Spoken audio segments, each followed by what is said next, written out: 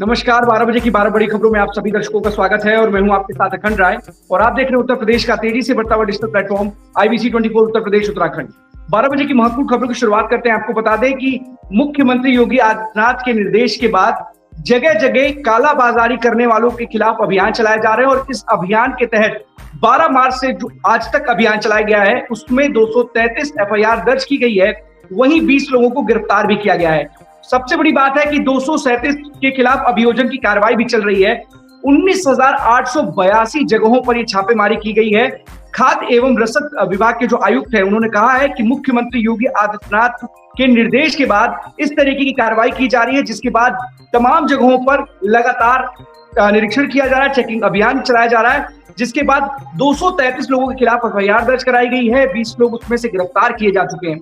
आपको बता दें, साफ तौर पर मुख्यमंत्री योगी आदित्यनाथ ने बोला था कि सब कुछ पर्याप्त है और ऐसे लोग जो अफवाह फैला रहे हैं उनके खिलाफ कठोर कार्रवाई की जाएगी और कहीं ना कहीं जो LPG को लेकर के, पेट्रोल डीजल को लेकर के जो जमाखोरी कर रहे हैं, कालाबाजारी कर रहे हैं, उनके खिलाफ लगातार अभियान चला रहे हैं और इसी अभियान के तहत इस तरीके की सफलता हासिल हुई है कि कहीं ना कहीं जो बड़े पैमाने पर इस तरीके का लोग काम कर रहे थे उनके खिलाफ FIR ही नहीं लिखी गई, बल्कि उन लोगों को कई गिरफ्तार करने का भी काम किया गया है। सबसे बड़ी बात है कि इसमें LPG वितरक, जो 33 LPG ऐसे वितरक है, उनके खिलाफ भी कार्रवाई की बात कही जा रही है।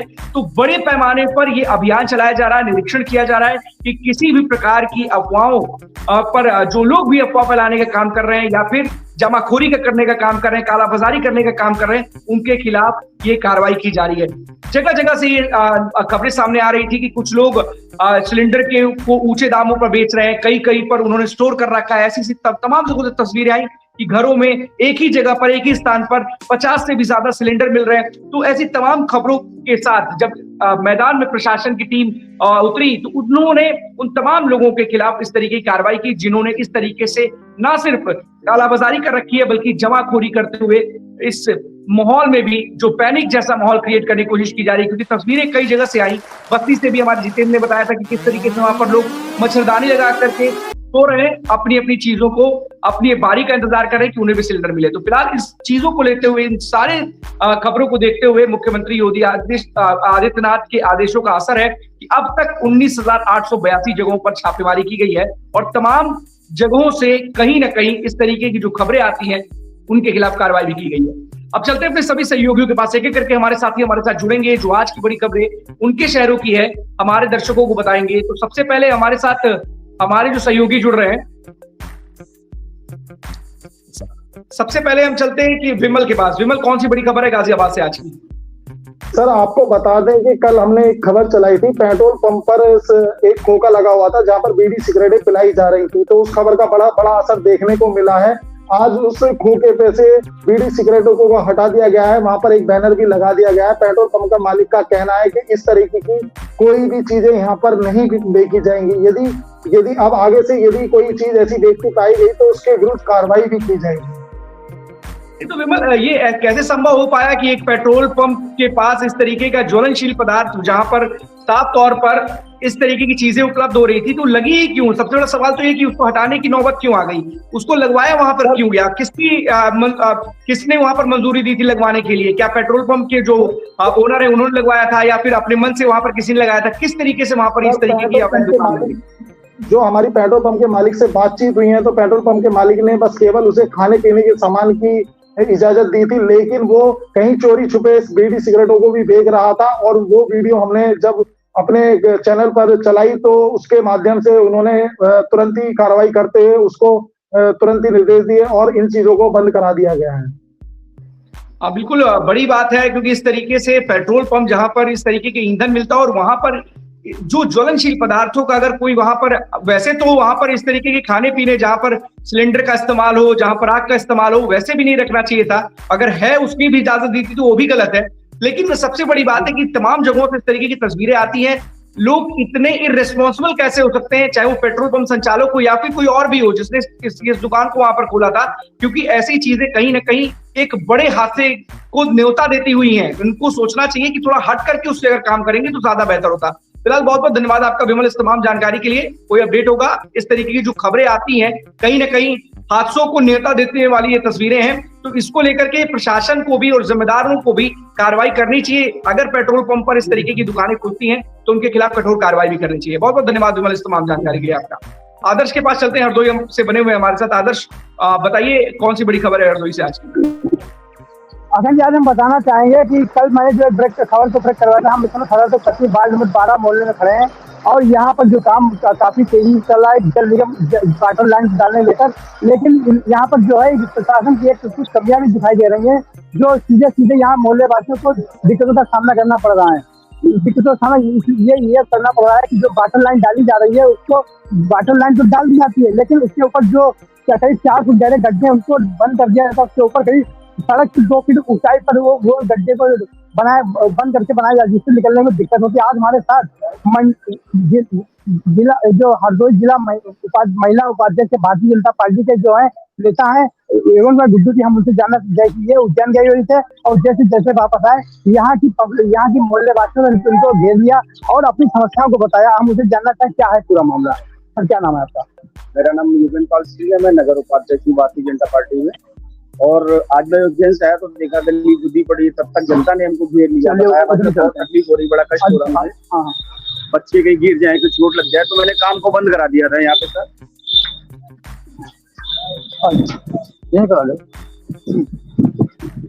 जब मैंने काम बंद कराया तो मुझे एसडीएम साहब ने आश्वासन दिया और जेई साहब ने, दोनों ने आश्वासन दिया फोन करके कि सर मैं आपका 3 दिन के अंदर ये गली कंप्लीट करा के दूंगा। अगर ये गली कंप्लीट नहीं होती है तो मैं इसी चैनल के माध्यम से अपनी आवाज को उठाऊंगा।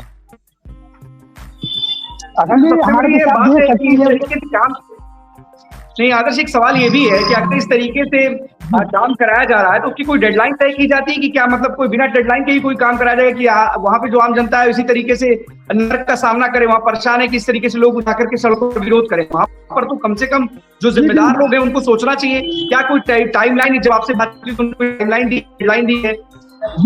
जी बिल्कुल, अगर हम बताना चाहेंगे यहाँ पर डेडलाइन की अगर बात करें तो नगर पालिका अध्यक्ष इसमें प्रेजेंट टाइम में है मधुर जी। सुन पा रहे हैं? बात हुई थी जी आ रहे आवाज आ रही। तो हम आपको बताना चाहेंगे कि जो डेडलाइन की आप बात करें तो यहाँ पर कल हमारी नगर पालिका अध्यक्ष से बात हुई थी, तो नगर पालिका अध्यक्ष ने सीधे साफ तौर से कहा कि यहाँ पर जो कार्य चल रहा है कि यहाँ कुछ जो लेबर है जितनी जल्दी वो लोग काम कर लेंगे उनको काम यहाँ से बंद करवा दिया जाएगा और जितनी देरी करेंगे उससे कार की डेट जो है बढ़ती चली जाएगी।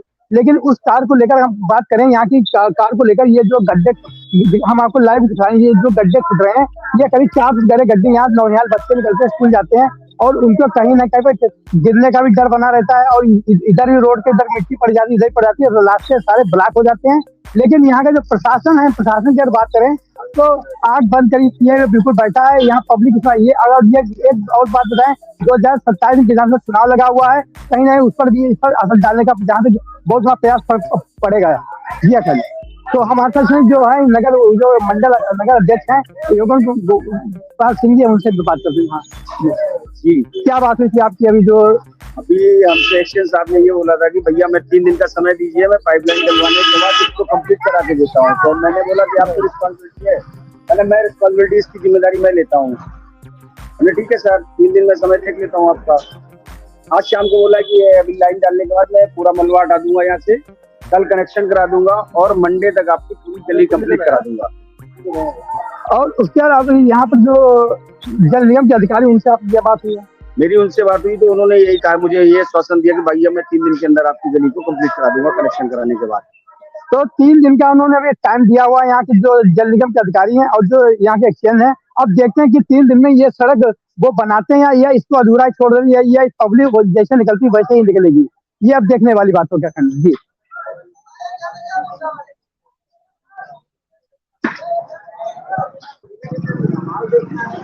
जी आवाज आ रही मेरी?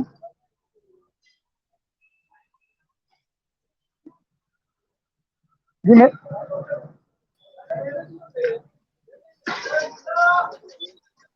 आदर्श, आवाज आ रही है आपको? जी आ रहे, बिल्कुल आ रहे। अब बिल्कुल आप कनेक्ट करिए, फिर से बताइए क्या कह रहे थे आप, क्या बातचीत हुई है उनकी? अगर बात करें तो जिन अधिकारियों से बातचीत हुई उनको बातचीत का क्या निष्कर्ष निकला? हाँ, क्या बताया? एक्सचेंज साहब ने मुझसे ये बोला है कि भैया मुझे 3 दिन का ओनली समय दीजिए, आज मैं आपका शाम को पाइपलाइन पड़ने के बाद मलबा हटवा दूंगा, कल कनेक्शन कराने के बाद परसों आपकी गली को मैं लेवल करा दूंगा पूरा सीमेंट और मोरंग लगा के। ये किसने आपसे कहा? एक्सचेंज साहब ने और जेई साहब ने, दोनों ने मुझसे ये बोला। और यहाँ जो जल निगम अधिकारी उनसे आपकी बात हुई, उन्होंने क्या कहा? उन्होंने जल निगम के एक्सचेंज में मुझसे ये बात हुई। जल निगम एक्सचेंज में 3 दिन का उन्होंने टाइम दिया कि अगर 3 दिन के अंदर इस सड़क को जो सही करवा के हम फिट करवा के देते हैं। अब देखना होगा कि उन 3 दिनों में इस रोड को बनवाते हैं या ऐसे अधूरे छोड़ देते हैं। लेकिन कहीं ना कहीं अगर बात करें यहाँ इस मोहल्ले वासियों की, नहीं, बिल्कुल आदर्श, आप एक काम करिएगा कि इस पर एक रिपोर्ट कीजिएगा और रिपोर्ट करने के बाद एक बार 2 दिन जो इन्होंने बताया कि डेडलाइन या टाइमलाइन उनको दी है, उस डेडलाइन के बाद एक बार वहां पर बात कीजिए कि आखिरकार क्या स्थिति है। जो बातचीत के करने के बाद जो इन लोगों को आश्वासन मिला था, उस आश्वासन पर रिजल्ट क्या है? क्या ग्राउंड पर वो आश्वासन उतर पाया या फिर केवल और केवल उन खोखले दावों और आश्वासन की तरह ही एक तरीके से एक आश्वासन रह गया, जिसमें केवल लोगों को आश्वासन देकर के संतुष्ट करके वापस भेज दिया जाता है, धरातल पर कुछ भी नहीं दिखाई देता है। इसको लेकर के जरूर रिपोर्ट कीजिएगा, अगर हो सकेगा तो। अगर 2 दिन की बात है तो मंडे को खबर पर रहेंगे और देखेंगे कि ग्राउंड रियलिटी क्या है। क्या सच में जो आश्वासन मिला था वो ग्राउंड पर रियलिटी में सच में है भी, या फिर केवल और केवल खोखले दावे की तरह है और उस आश्वासन की तरह है कि लोगों को वापस भेज दिया जाता है। बहुत बहुत धन्यवाद आदर्श इस तमाम जानकारी के लिए आपका। मंडे को आप इस खबर पर बने रहिएगा और इस आश्वासन पर रिजल्ट जरूर दिखाइएगा। इंद्रवीर के पास चलते हैं। इंद्रवीर, कौन सी बड़ी खबर है रायबरेली से आज की? देखिए अखंड, मैं अगर बात करूं तो रायबरेली से, तो रायबरेली की खबर ये है कि हमारे पास एक बाइट है। बाइट क्या है? ये वायरल वीडियो है। मैं वो वायरल वीडियो आपको दिखाना चाहूंगा और उस वायरल वीडियो के बाद फिर आपको बताते हैं कि है कैसे। जी, इनकी इतनी शिकायतें हैं, एक तो इनका बिहेवियर ठीक नहीं है, इनका बिहेवियर बिल्कुल ठीक है, हटाइए हमारे यहाँ बातचीत कर रहे हैं। अरे ये तो विधायक नहीं समझते हैं, ये तो विधायक नहीं समझते हैं। या तो सरकार की मंशा के लोग काम नहीं करना चाह रहे हैं, योगी जी की सरकार की भंड पिटवा रहे हैं। ऐसे अधिकारी कर्मचारी हमको नहीं चाहिए हमारे क्षेत्र में। और इतनी घूसखोरी जिसकी हद नहीं, नरक बचा दिया इन्होंने। नहीं, ये सब नहीं करना है। बैठिए, बैठ जाइए। तो पहली बात तो शब्दों का तो ये सबसे बड़ी समस्या है। और विजिलेंस का, चलिए भाई अब जरा साइड में, भाई साइड में लोग उधर बैठ जाइए। अब विजिलेंस का जो है एक एक करके, गुरु जी एक एक नहीं, वहां सारा बैठ के मिटवाएंगे, एक एक करके एक एक करके क्या है आपको विजिलेंस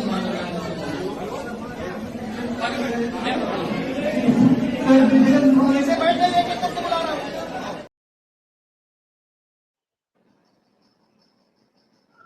बीजेपी एमएलए अशोक कोरी सलोन विधानसभा से है और बिजली के निस्तारण को लेकर के कैंप लगवाया था इन्होंने। और उस कैंप में एसडीओ बगल में आप देख रहे हैं एक्सचेंज बैठे हैं, इधर आप देख रहे हैं तो एसडीएम सलोन वो बैठे हैं और तमाम अधिकारी बिजली विभाग के ज्यादातर शिकायतों को लेकर, जो ग्रामीणों में सब स्मार्ट मीटरों को लेकर और तमाम सारी चीजों को लेकर के बिजली विभाग तो कैंप लगा था। अशोक कोरी जो विधायक है उन्होंने लगवाया था और उसमें ये अशोक कोरी है जो माइक लेकर कहते दिख रहे हैं कि खड़े हो जाइए आप। पीछे जो एक शख्स खड़ा है ये एसडीओ छतो ब्लॉक के हैं एसडीओ, और इनके ऊपर किस तरीके से फटकार लगा रहे हैं, कह रहे हैं कि सरकार के मंशा के अनुरूप जाकर के काम करते हैं। घूसखोरी, इनको सिर्फ घूसखोरी आती है, सरकार की भद्द पिटा रखी है एक्सचेंज से। और ये वीडियो तेजी से सोशल मीडिया पर वायरल है अशोक कोरी का। इस परिपेक्ष पे जब IBC 24 की विधायक अशोक कोरी से बात हुई तो उन्होंने कहा कि इस पे हमने ये मीटिंग करवाई थी और इस मीटिंग में जन समस्याओं जो हो रही थी बिजली विभाग की उसको लेकर के मीटिंग थी, जिसमें हमारे संज्ञान में ये मामला आया था। एसडीओ छतो ब्लॉक में जो है ये ऐसी हरकतें कर रहे हैं जिसमें घूसखोरी का सबसे बड़ा मुद्दा है और सरकार के खिलाफ काम करते दिख रहे थे। वहां पर इन्होंने बड़ी सभा में इनको फटकार लगाई है तमाम सारे अधिकारियों के बीच में। तो जो इनके सीनियर अधिकारी उन्होंने कहा है और इनको हटाने की मांग करी यहाँ से, ऐसे अधिकारी हमारे क्षेत्र में नहीं चाहिए हमें। तो अशोक कोरी ने कहा कि हटाने, तो हम जब IBC 24 ने उनसे पूछा कि क्या सर ये हट गए हैं, तो उन्होंने कहा नहीं अभी हटे नहीं है। इनके सीनियर अधिकारी ने कहा कि एक आखिरी चेतावनी देकर के इनको छोड़ दिया गया है। आने वाले समय में अगर इनकी और ऐसी हरकतें आएंगी तो उसके बाद इनके ऊपर कार्रवाई भी की जाएगी। ये कह रहे हैं विधायक को विधायक नहीं समझते।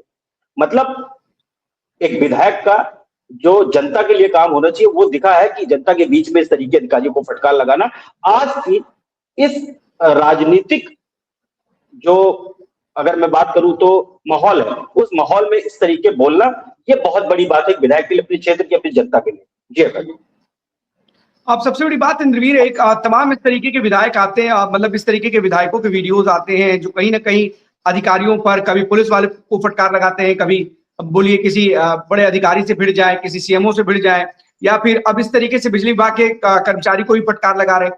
सवाल ये है कि कई बार हमने देखा इसके उलट भी बात करते हैं। विधायक हैं, अच्छी बात है, जनता के लिए काम कर रहे हैं, वो भी अच्छी बात है। अगर अधिकारी नहीं सुन रहा तो उसकी शिकायत भी करनी चाहिए। अगर अधिकारी की शिकायत के बाद भी कोई कार्रवाई नहीं हो रही है तो वो भी अच्छी बात है। लेकिन सवाल ये उठता है कि आखिरकार इस तरीके से अधिकारियों पर आरोप लगते हैं। मेरी भी कई अधिकारियों से बातचीत हुई है, हालात ऐसे बन चुके हैं स्मार्ट मीटर और प्रीपेड मीटर के चक्कर में कि अधिकारियों को खुद ही कुछ समझ में नहीं आ रहा कि वो करे तो करे क्या। आखिर इतनी सारी अनसुलझी कहानियां बन चुकी हैं कि उसको सुलझाने में ही अधिकारियों के हाथ पांव फूल जा रहे हैं। आज की डेट में आपको मालूम होगा कि प्रीपेड मीटर को लेकर के 16 घंटे के लिए एप्लीकेशन पूरी तरीके से बंद है, ना उसमें रिचार्ज हो पाएगा ना कुछ भी हो पाएगा। सब पर काम चल रहा है, विधायक फटकार लगा रहे हैं, ये वीडियो सोशल मीडिया पर वायरल हो जाएगा। विधायक जी को लोग जो नहीं जानते होंगे, शायद उत्तर प्रदेश ही नहीं बल्कि देश में जान जाएंगे कि प्रदेश सरकार के ही अधिकारी या प्रदेश सरकार के अधिकारी काम ही नहीं कर रहे, खुद ही विधायक कह रहे हैं। तो सवाल ये तो है, अच्छी जगह पर है, अपनी जगह पर है, लेकिन सवाल ये उठता है कि आखिरकार जब ये जनता जाती है इन अधिकारियों के पास तो क्या कोई ऐसा सिस्टम नहीं है कि जो इनको त्वरित कार्रवाई कराए, इनके खिलाफ जो इन लोगों की परेशानियां उसको दूर कर पाए? क्यों विधायक को आकर के इस तरीके से सरेआम इन लोगों को फटकार लगानी पड़ रही है? सबसे बड़ा सवाल तो ये है। देखिए, जैसे आप कह रहे हैं जो माहौल है ना, इन्होंने एक बड़ी चीज कही कि घूसखोरी, तो उस घूसखोरी, उस करप्शन को लेकर के इन्होंने मेन शिकायतें इनके पास आई थी और उसको लेकर के इन्होंने फटकार लगाई है। अब एक सवाल ये भी है, एक इस पे सवाल ये भी है, इस पे आप बताइए आगे। घूसखोरी का आरोप लगाना और उसको सिद्ध करना, क्या घूसखोरी की बात कही किसी ने? क्या कोई आरोप के पास, क्या उनके पास कोई सबूत है? ऐसे तो हर आदमी जाकर के घूसखोर किसी को बोलता है, जिसका मन में आएगा जिसको बोल देगा। लेकिन सवाल यही है कि क्या घूसखोरी का कोई आरोप है? क्योंकि जो वीडियोज आते हैं, कई बार हमने देखा है कि घूसखोरी के आरोप लगे तो उसके साक्ष्य भी साथ में होते हैं। तो क्या विधायक जी के पास कोई साक्ष्य था कि इस अधिकारी के लिए कि उसने घूस ली हुई है? नहीं, साक्ष्य तो नहीं है और ना उन्होंने ऐसा कुछ कहा है, लेकिन जिस तरीके से ये वीडियो वायरल है उसको लेकर के एक एसडीओ, एक बड़ा अधिकारी होता है बिजली विभाग में, उनके ऊपर ये आरोप लगाए हैं। तो आरोप सिद्ध तो नहीं किया है इन्होंने, लेकिन फिर भी ये जो एमएलए हैं, प्रेजेंट टाइम विधायक हैं बीजेपी के, और इनका इस तरीके से कहना ये भी कहीं ना कहीं चौंकाने वाला बयान है कि घूसखोरी को लेकर के कितने बड़े अधिकारी को इस तरीके से कह देना, तो ये भी कहीं ना कहीं अपने आप में दर्शाता है। लेकिन फिर भी इन्होंने मेन इनकी जो समस्या थी जनता से कनेक्टेड, उसको लेकर के रखा है और उन्होंने कहा इसको हमारे क्षेत्र से हटा दिया जाए, हमारे क्षेत्र में ऐसे अधिकारियों को कोई काम नहीं है। जी अगर अब बिल्कुल देखिए, अधिकारी काम नहीं कर रहा है तो उसको कम से कम इस बात का एहसास जरूर कराना चाहिए। देखिए, सार्वजनिक रूप से फटकार लगाने के लेकर के बहुत सारी चीजें घटित होती हैं, कई बार चीजें आपके अगेंस्ट ही चली जाती है। कई बार देखा गया है कि अधिकारियों को सार्वजनिक रूप से फटकार लगाई जाती है। कभी कभी क्या होता है, सिस्टम आपके हाथ में, अधिकारियों के भी हाथ में नहीं रह जाता, बहुत सारी चीजें ऐसी हो जाती है कि उनके भी समझ से परे हो जाता है मामला। लेकिन यहाँ पर अगर अधिकारी अपना काम नहीं कर रहे हैं तो बिल्कुल सरकार को ऐसे अधिकारियों को हटाने का बिल्कुल अधिकार है और हटाना भी चाहिए ऐसे अधिकारी को जो काम नहीं कर पा रहे हैं। लेकिन किसी भी विधायक को, किसी भी जनप्रतिनिधि को या फिर किसी भी व्यक्ति को ये बिल्कुल भी शोभा नहीं देता है कि किसी के ऊपर अगर आरोप लगाएं तो उसके सबूत ना हो। क्योंकि आजकल सोशल मीडिया पर इस तरीके के वीडियोस के भरमार है कि देश के प्रधानमंत्री पर भी कोई भी आकर के किसी भी तरीके का आरोप लगा देता है, कोई अधिकारी पर आरोप लगा देता है, कोई विधायक पर आरोप लगाता है, कोई मंत्री पर आरोप लगा देता है, जिसका जो मन में आए वो कहता चला जाता है। लेकिन इस तरीके के गंभीर आरोप अगर आप किसी के ऊपर लगाते हैं तो आरोपों की क्या सच्चाई है इसको भी आपको बताना होगा एक जिम्मेदार व्यक्ति के नाते। क्योंकि आप विधायक हैं और आप विधानसभा में बैठते हैं तो आपकी बातों का औचित्य होता है। आप किसी भी बात को लेकर के बिना आधार के किसी के ऊपर आरोप नहीं लगा सकते। फिलहाल ऐसे जितने भी कर्मचारी हैं, ये ऐसी तस्वीर केवल रायबरेली से नहीं है जैसा इंद्रवीर दिखा रहे हैं, ये लगभग जनपद के प्रदेश के हर जनपदों का हाल है जहां पर कुछ गैर जिम्मेदार अधिकारियों की वजह से हालात खराब हो जाते हैं और लोग परेशान होते हैं, जिसकी वजह से इस तरीके के सार्वजनिक तौर पर जो वीडियोस हैं वो वायरल होते हैं। और कहीं ना कहीं विधायक हो, मंत्री हो, क्योंकि अभी तो AK शर्मा जी का भी एक वीडियो वायरल है जो रील बन करके बड़ा प्रचलित है, तो कहीं ना कहीं बिजली समस्या से जुड़े हुए तमाम मामले सामने आते हैं फटकार लगाई जाती है। कभी कोई कहता है मंत्री की मेरी अधिकारी सुन ही नहीं रहा, मुझे तो बात ही नहीं, मैं जो कुछ कहता हूं उस आदेश का पालन ही नहीं कर रहा। मंत्री भी वही हाल है, विधायक भी है, और तो विधायक तो यहाँ पर फटकार लगा रहे हैं कि सरकार की मंशा के विपरीत जाकर के ये अधिकारी काम करें। फिलहाल जो भी होगा इंद्रवीर, इस पूरी खबर पर नजर जरूर बनाए रखिएगा। लेकिन इतना जरूर है, एक सवाल आपसे ये भी, इस सवाल को जरूर जरा आपसे लेते हैं कि आप तो पूरा ग्राउंड पे रहते हैं और हर जगह जाते हैं, आपको क्या लगता है कि सच में इस तरीके के हालात में क्या कि लोग घूस लेकर के, जो अधिकारियों के ऊपर आरोप लग रहे हैं, लोगों को काम नहीं कर रहे हैं, या फिर घूस तो जैसे हमने सुना है या हमने देखा है लोग काम करने के लिए घूस लेते हैं, तो यहाँ पर घूस किस लिए ली जा रही है, किस संदर्भ में ली जा रही है, ये समझना भी बेहद जरूरी है। देखिए, अब इस पे पूरी रिपोर्ट एक बार जाकर के पड़ेगा, एग्जैक्टली वायरल वीडियो के आधार पर घूसखोरी नामजद कर सकते हैं, ना ही कोई और। तो इस पे ग्राउंड पे जाकर के आप डेफिनेटली हम बात करेंगे और देखेंगे कि मामला क्या था।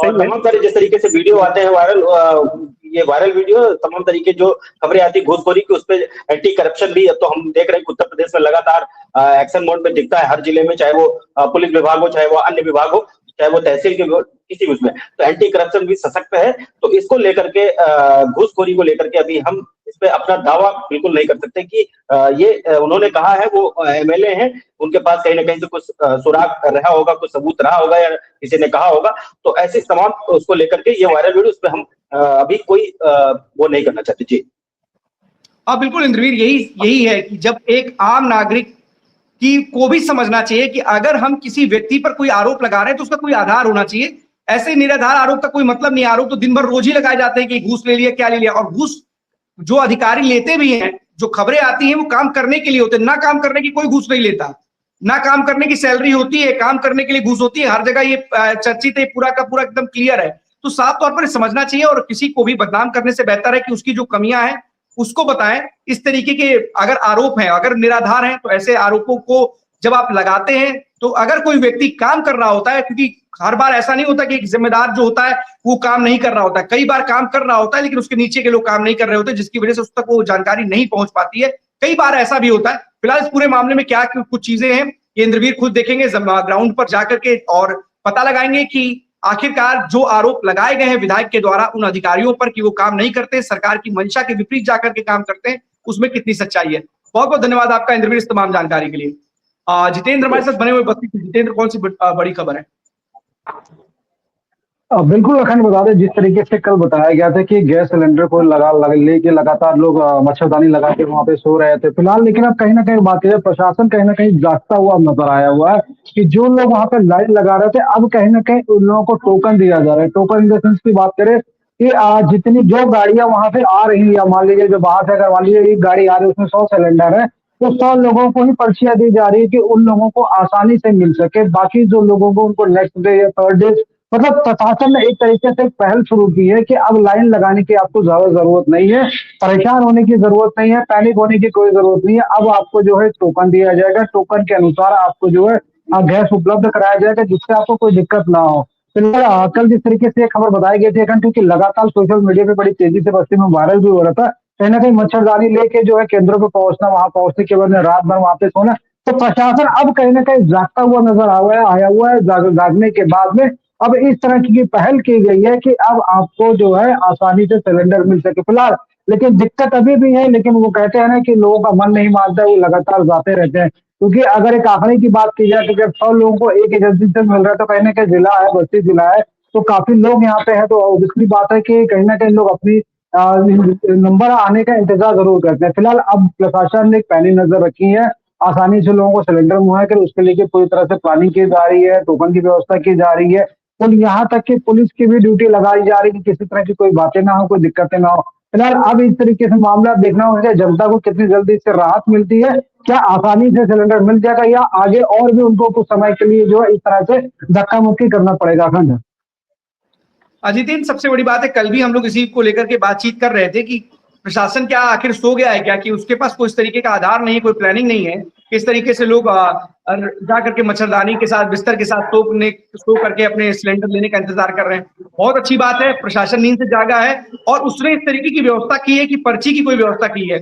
फिर भी अगर इस तरीके से प्रशासन ने कोई काम किया है तो काबिले तारीफ है, क्योंकि हर जगह देखा जाता है। देखिए, बहुत बड़ी आबादी वाला ये प्रदेश है और इतनी बड़ी आबादी होने के बाद सबको सब चीज दिला पाना जब इस तरीके का क्राइसिस चल रहा हो तो आसान नहीं होता है। लेकिन आपकी जिम्मेदारी बनती है कि इस तरीके का प्रारूप या इस तरीके का रोड मैप तैयार करें कि जिससे किसी को भी कोई परेशान होने की आवश्यकता ना पड़े। फिर भी ये जानना चाहेंगे जितेंद्र कि आप जाग गए हैं, आपने पर्ची सिस्टम चालू कर दिया है। आज के अगर हालात की बात की जाए तो आज ग्राउंड रियलिटी क्या है? आज अगर ग्राउंड पर बात की जाए तो ग्राउंड पर क्या लाइनें अभी भी दिख रही है? क्या अभी भी लोग मच्छरदानी बिस्तर लेकर के लगे हुए लाइन में, या फिर प्रशासन पर उनको भरोसा है? बिल्कुल, जिस तरीके से देखिए ये चीज ये भी कह सकते हैं कि जब सोशल मीडिया पे एक्टिव होने के बाद, यूं कहें कि खबरें तमाम चलने के बाद अगर ये बात की जाए कि वो प्रशासन जाग गया, लेकिन ये कह सकते हैं कि जिस तरीके से जो लोग मच्छरदानी लगा के जा रहे थे या अपनी और भी कोई व्यवस्था वहां कर रहे थे सोने के लिए, वो कहीं ना कहीं उसमें ढिलाई देखने को मिली है। फिलहाल लाइनें तो मिली है लेते हुए, लेकिन जो वहाँ लोग सोते थे या देर रात तक वहां पहुंचे, या मान लीजिए 8 बजे 10 बजे वहां पहुंचे, जितेंद्र ये आपसे जानना चाहेंगे, अगर आज की डेट में उन लाइनों की बात की जाए तो 100% में कितने प्रतिशत लोग हैं? 10, 20, 30, 40, 50, 60, 70, 80, 90, 100% में आज की डेट में आपका आकलन क्या कहता है कि कितने प्रतिशत लोग ऐसे होंगे जो इस वक्त लाइन में खड़े होंगे, अपनी बारी अपने सिलेंडर का इंतजार कर रहे हैं? बिल्कुल, अगर कहने की बात करें लगभग 50 से 60% अभी भी लोग जो है जो लाइनों में लगे हुए हैं, क्योंकि देखिए लाइन में लोग लग गए हैं। वहां जाने के बाद जब सुबह जब वहां पर प्रशासन पहुंचता है, वहां पहुंचने के बाद उन्होंने ये चीजें निकाली, क्योंकि एटलीस्ट जो एजेंसीज है उनसे ये भी एक डेटा भी लिया है, क्योंकि ऑब्वियसली देखा जाता है कि आप सिलेंडर बुक करते हैं, आपकी ड्यू डेट जब आती है तब आपको डिलीवर्ड होता है, तो कहीं ना कहीं जो मैसेज है या बुकिंग जो डिटेल्स है, उस डिटेल्स के माध्यम से अगर आपके पास 100 आज एक गाड़ी आई है उसमें 100 सिलेंडर्स है, तो बुकिंग के अकॉर्डिंग अगर 1-2 नंबर या 3 नंबर जैसे जिनकी जो डेट्स है उनको ही पर्चियां दी गई। बाकी को यह कहा गया कि आप लोग कल आइएगा, नंबर उनको बता दीजिए कि आपके ये नंबर है। अब पॉइंट भी ये होता है कि प्रशासन एक तरह से अगर बात की जाए तो एक कॉल करने की भी अरेंजमेंट की व्यवस्था कर रहे हैं। उनका कहना है कि हम कॉल भी करेंगे अगर इंस्टेंटली आपका सिलेंडर कल आना है, और गाड़ी हो सकता है 100 सिलेंडर की जगह तो हो सकता है 50 ही अगर आती है, कहीं ना कहीं हो सकता है खपत कम हो जाए, गाड़ी वहां से कम आ रहे 50 लोगों को दिया सकता है, 50 सिलेंडर है, तो वो उस तरीके से उनको फोन करके जानकारी भी देंगे कि हमारे पास 50 आया हुआ है, बाकी आप कल आइएगा। तो वो जानकारी देने की भी जो व्यवस्था है वो प्रशासन की तरफ से की जा रही है फिलहाल। लेकिन एक चीज ये खास है कि कल के पहले जो लाइनें लगती थी उन लाइनों में थोड़ा सा अगर बात की जाए तो अब ग्राफ कम होता हुआ भी दिखाई पड़ रहा है। बिल्कुल, बहुत बड़ी बात है कि प्रशासन अगर आज की डेट में जितेंद्र जैसा बता रहे हैं कि 50 से 60% लोग अगर लाइन में है, तो बड़ा सवाल है कि आखिरकार क्यों इस तरीके की व्यवस्था हो रही है। और अगर इस तरीके की व्यवस्था है तो कोई ना कोई व्यवस्था जरूर आप बनाइए, और अगर पर्ची सिस्टम आपने अलॉट कर रखा है तो बहुत अच्छी बात है। लेकिन इस तरीके की पैनिक या इस तरीके की परेशानी ना हो लोगों को कि रात भर वहां पर इंतजार करना पड़े, इसको लेकर के प्रशासन को इस तरीके का कोई कदम जरूर उठाना चाहिए कि जो लोग हैं जो लाइन में लगे हुए हैं उनको विश्वास हो कि प्रशासन उनके लिए कोई ना कोई कदम उठा रहा है। इसको लेकर के कोई ना कोई कदम और कार्रवाई जरूर करनी चाहिए कि लोगों का विश्वास प्रशासन के प्रति और भी ज्यादा मजबूत हो, लोग उनकी बातों पर विश्वास और भरोसा कर सकें। जितेंद्र, नजर बनाए रखिएगा, जो भी अपडेट आता है उन्हें उसे जरूर दीजिएगा, क्योंकि बस्ती के लोगों के लिए ही नहीं बल्कि पूरे उत्तर प्रदेश के लोगों के लिए एक बड़ी बात है। क्योंकि अगर इस तरीके से लोग लाइनों में लगेंगे अपने बिस्तर के साथ तो सवाल खड़े होंगे कि आखिरकार जो सरकार दावा कर रही है उन दावों में और जो ये तस्वीरें आ रही हैं उसमें दोनों विरोधाभासी हैं कि सरकार के दावे से उलट वहां लोग लाइन में खड़े इंतजार कर रहे हैं अपनी बारी का कि उनको सिलेंडर मिल जाए, लेकिन दावों के हिसाब से ना तो उनको सिलेंडर मिल रहा है, इसके चक्कर में लोग लाइन में लगे हुए। फिर भी जो भी अपडेट होगा हमारे दर्शकों को जरूर दीजिएगा। जी बहुत बहुत धन्यवाद आपका। हमारे साथ रामपुर से हरविंद्र दिवाकर जुड़े हुए हैं। हरविंद्र, कौन सी बड़ी खबर है?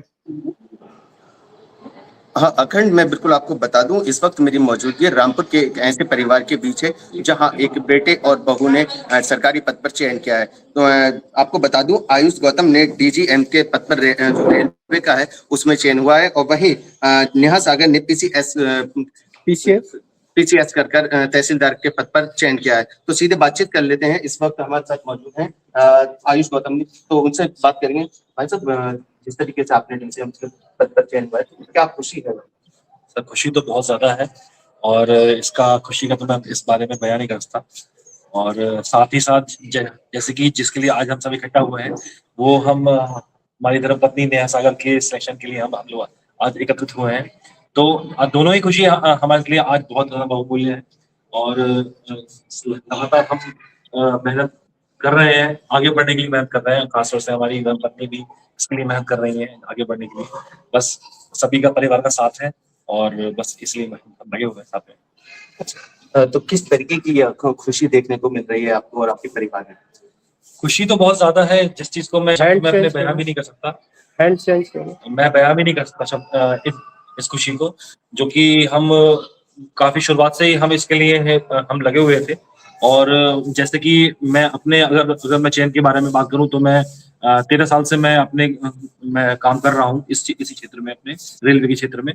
तो जिसमें कि आज मुझे इसमें आज चयन हुआ है, तो बहुत खुशी है। परिवार वाले भी सब बहुत खुश हैं, हमारी धर्मपत्नी बहुत ठीक है, पापा मम्मी भी और भैया भी सभी लोग। अच्छा, तो वहीं हम बात कर लेते हैं नेहा सागर से। जिस तरीके से आपका तहसीलदार के पद पर चयन हुआ है, तो क्या आप कुछ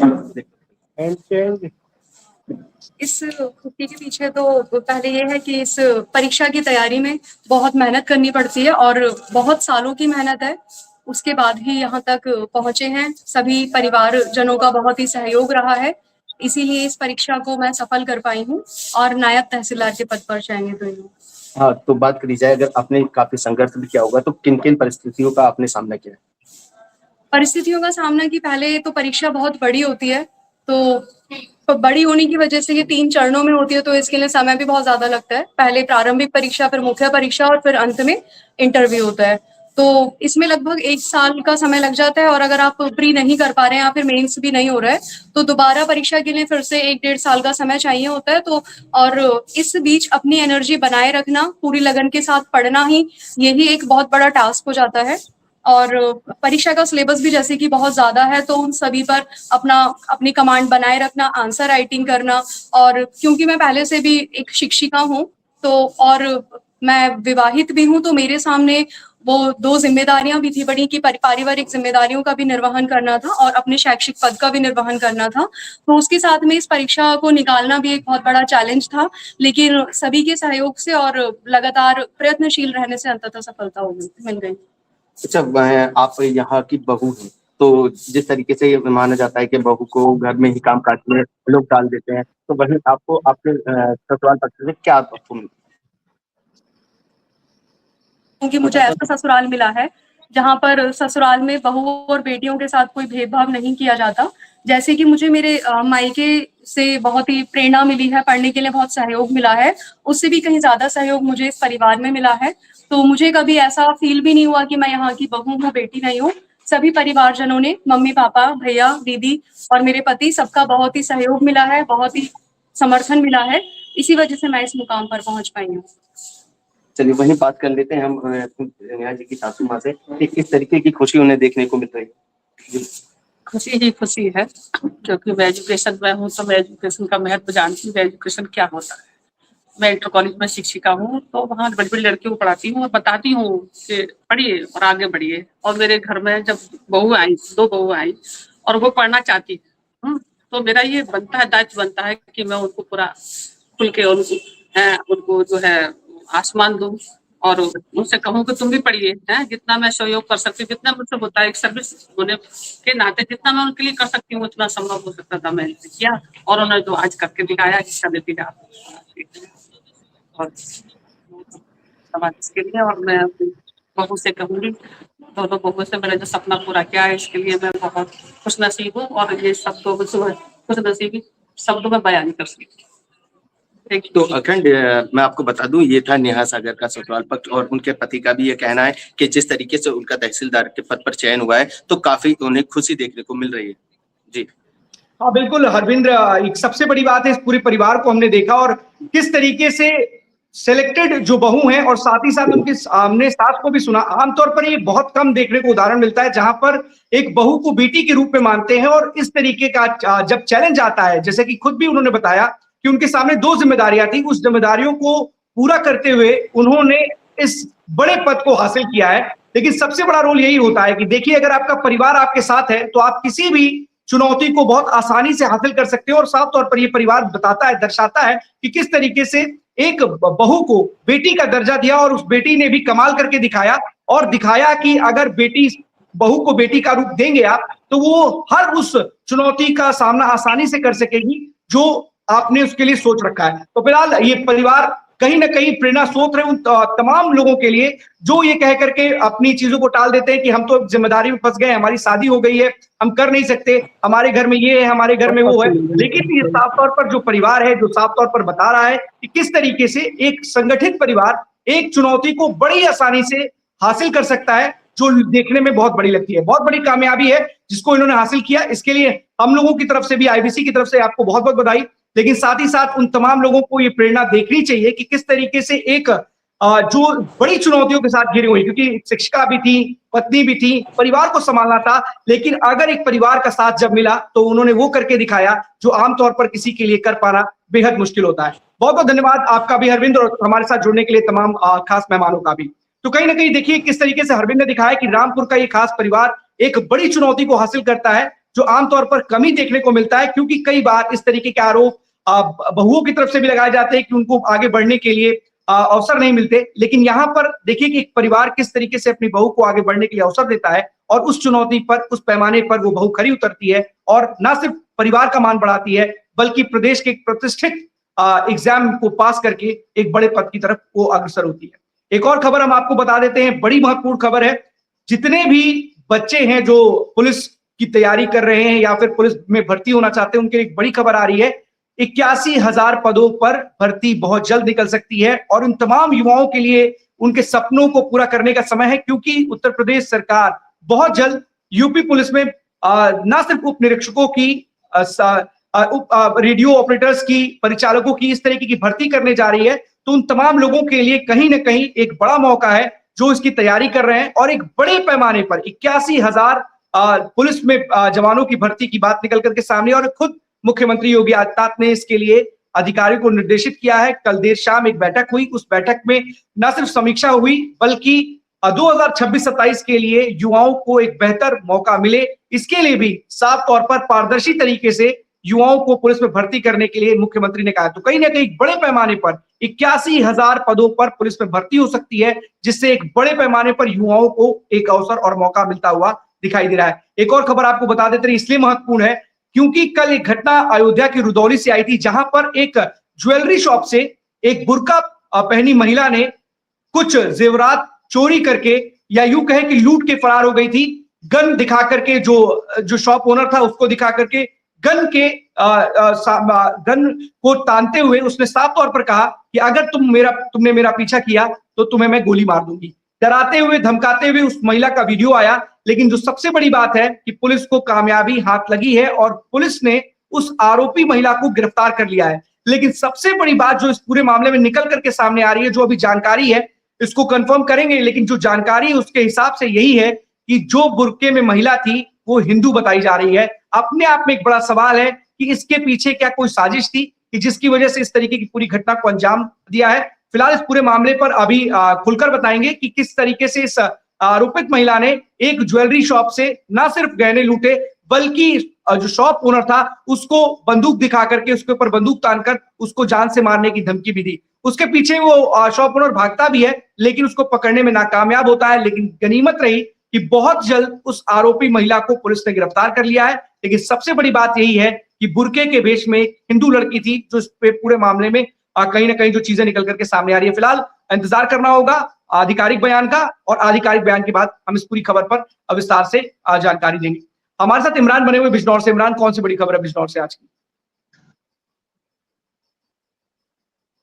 देखिए, अगर मैं आपको बता दूं, बिजनौर से वही कल वाली खबर है, क्योंकि कल से ही राजनीतिक अलग अलग पार्टियों के अलग अलग प्रक्रियाएं आ रही हैं तालिब खालिद ब्रदर्स के प्रकरण को लेकर के, क्योंकि उन सभी पार्टियों का ये कहना है कि जब पूर्व सांसद का वहां पर कोई काम नहीं था, तो पूर्व सांसद का वहां जाने के लिए किसने कहा था? अगर कोई बड़ा हादसा हो जाता है या बिजनौर में कोई बवाल फैल जाता, तो उसका जिम्मेदार कौन था? लेकिन अभी तक भी प्रशासन की ओर से कोई ऐसी कोई पुष्टि नहीं की गई है कि उनको जो है पूर्व सांसद को प्रशासन के आला अधिकारियों ने वहां भेजा था या वहां बुलाया था। लेकिन उनका अगर बात करें पूर्व सांसद कुंवर भारतेंदु की, तो कुंवर भारतेंदु का साफ तौर से कहना है कि मुझे एडीएम प्रशासन ने जो है वहां पर फोन करके बुलाया गया था। लेकिन कल यहाँ पर कांग्रेस की ओर से जो है एक नेता ने जिलाधिकारी जसजीत कौर से मिले और उनसे जसजीत कौर का साफ तौर से कहना है कि उनको जो है किसी भी जो भारतेंदु है उनको किसी भी आला अधिकारी ने वहां नहीं भेजा था, ना ही उन्हें फोन करके बुलाया गया था। लेकिन कहीं ना कहीं जांच का विषय है कि ऐसा जो है वो लोग क्यों कर रहे हैं। जी अखंड। हाँ, तो इमरान, अगर इतना बड़ा मामला है, सबसे बड़ी बात है, पहले तो ये जानना चाहिए कि जो 3 भाइयों को पुलिस ने रखा था उनका क्या स्थिति है, क्या उनको जमानत मिल गई है? देखिए अगर उन पे जो है संगीन धाराओं में मुकदमा पंजीकृत कर दिया गया है और उनको जो है जेल भेज दिया गया है। अभी तक उनकी कोई जमानत नहीं हुई है। यहाँ तक कि 307 का भी मुकदमा उनके ऊपर लगा दिया गया है, जबकि पहले भी वो जेल काट के आ चुके हैं तीनों भाई। और उनको जो है कुछ पार्टी के नेता जो है भारतीय जनता पार्टी के कुछ नेता है यहाँ कर अपनी राजनीति चमकाने के लिए जो है वो जो है इन लोगों के पीछे पड़े हुए हैं। इनको बार बार इनको कोई ना कोई इनसे जो है इनके ऊपर एलिगेशन लगा करके इनको जो है जेल भेजने की बार इनको जो है जेल भेजा जा रहा है। जी अखंड। बिल्कुल इमरान, जिस तरीके से इमरान बता रहे हैं कि सबसे बड़ी बात है कि पूर्व सांसद की तरफ से बात कही जा रही है कि उनको एडीएम के द्वारा बुलाया गया था। जब एडीएम सील वहां पर खुलवाने गए थे तो वो क्यों बुलाएंगे पूर्व सांसद को, ये भी समझ से परे है।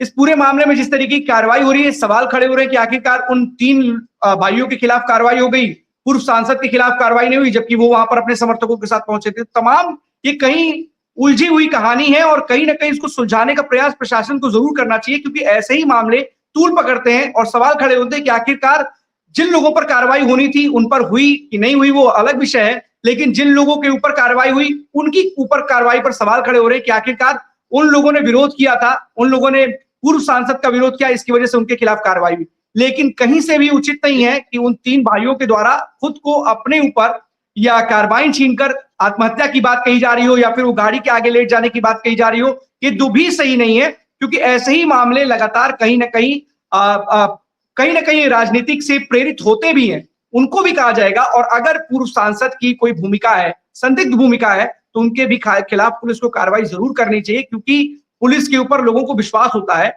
पुलिस का एक अपना रसूख होता है, साख होती है, और अगर उस साख पर कहीं ना कहीं चोट या दामन पे उसके दाग लगेंगे तो सवाल आखिर खड़े होंगे कि आखिरकार ऐसी कार्रवाई क्यों कि जो पूर्व सांसद आए थे उनके पास कोई बयान नहीं है, या फिर जब अधिकारी बोल रहे हैं कि किसी भी एडीएम ने उनको नहीं बुलाया था, तो आखिरकार इस तरीके के बयान आ कहां से रहे, इस पर भी जरूर जांच करनी चाहिए और दूध का दूध पानी का पानी जरूर करना चाहिए। क्योंकि ऐसे मामलों में अगर आरोप लगते हैं पुलिस पर तो उनकी जिम्मेदारी बनती है कि इन आरोपों का जवाब दें और क्या सही क्या गलत है इसको भी आकर के बताएं। फिलहाल इमरान नजर बनाए रखिएगा, जो भी अपडेट आएगा हमारे दर्शकों को जरूर दीजिएगा, क्योंकि ये अब जो खबर है ये चर्चा का विषय बन गई है कि जिस तरीके से 3 भाइयों के ऊपर इस तरीके की जो खबर आ रही है, तो कहीं ना कहीं सवाल खड़े हो रहे हैं कि आखिरकार उन 3 भाइयों पर तो कार्रवाई हुई लेकिन पूर्व सांसद पर कोई कार्रवाई नहीं हुई।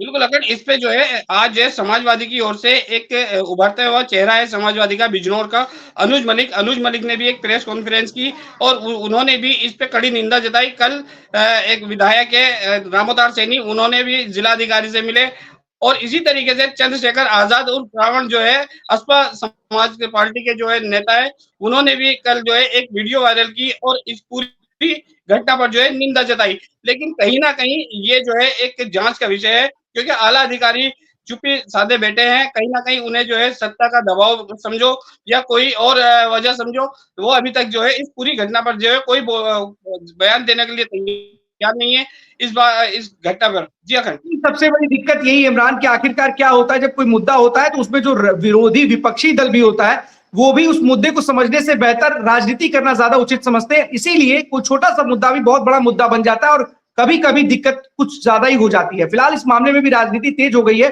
पक्ष और विपक्ष पे लगातार आरोप लगते जा रहे हैं। पक्ष किसी और पर आरोप लगाएगा, विपक्ष सत्ता पक्ष पे आरोप लगाएगी, लेकिन इसमें पिसेगा कौन? आम आदमी या जिसके खिलाफ कोई कार्रवाई हो रही है वो पिसेगा। कहीं ना कहीं इस तरीके के मामलों में संजीदगी दिखानी चाहिए और संवेदनशीलता के साथ काम करना चाहिए। पुलिस को जो सही है उसी के आधार पर काम करना चाहिए, ना तो किसी के दबाव में ना ही किसी के बहकावे में आकर कोई कार्रवाई करनी चाहिए। ऐसी कोई भी कार्रवाई नहीं करनी चाहिए जिससे पुलिस के दामन पर दाग लगे या फिर उनके ऊपर सवाल उठ खड़े हो। फिलहाल जो भी खबर होगी या जो भी अपडेट आएगा इमरान हमारे दर्शकों को जरूर बताइएगा, क्योंकि अब इस वक्त की ये बड़ी खबर बन चुकी है।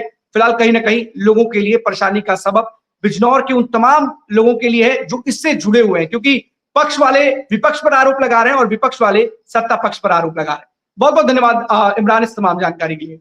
एक और खबर आपको बता देते हैं, क्योंकि मौसम बदल रहा है और मौसम के बदलते मिजाज के चलते 18 जिलों में बारिश होने की संभावना व्यक्त की जा रही है। राजधानी लखनऊ में भी कभी धूप तो कभी छांव और हवाएं चल रही हैं, बादल छाए हुए, जिससे कहीं ना कहीं साफ तौर पर लग रहा है कि आने वाले समय में बरसात हो सकती है। और ये बरसात 1 या 2 दिन नहीं, या मौसम जो कहें 1-2 दिन का नहीं है, बल्कि ये पूरे के पूरे हफ्ते कहीं ना कहीं खराब ही रहने वाला है। इसको लेकर के मौसम विभाग ने जानकारी साझा की है। तो आप लोगों को भी सतर्क रहना होगा। और सबसे बड़ी दिक्कत है कि अगर ये बारिश बिन मौसम होती है तो उन तमाम किसानों को नुकसान हो सकता है जिनकी फसल कटने को है या उन्होंने अपनी फसल को नहीं काटा है। तो 12 बजे 12 बड़ी खबरों में आज के लिए बस इतना ही। हम एक बार आपसे फिर से होगी मुलाकात सोमवार को। तब तक के लिए दीजिए हमें इजाजत। धन्यवाद।